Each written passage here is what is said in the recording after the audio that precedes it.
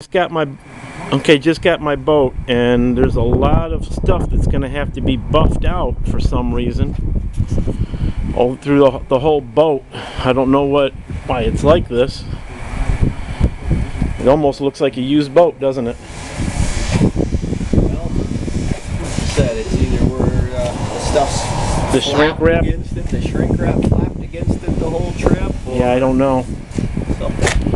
But that's a lot, even on the back. In there in the back. Yeah, condensation. I don't know. A lot of rubbing.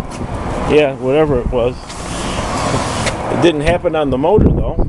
Well, different deal. Well, here's. What's that? Three or four big major gouges right here.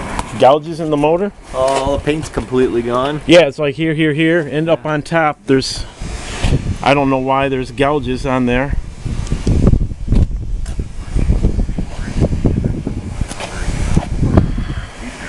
Doesn't look new.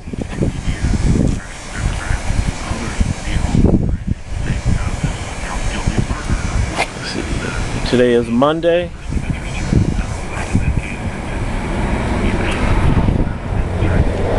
Just got this delivered to me today.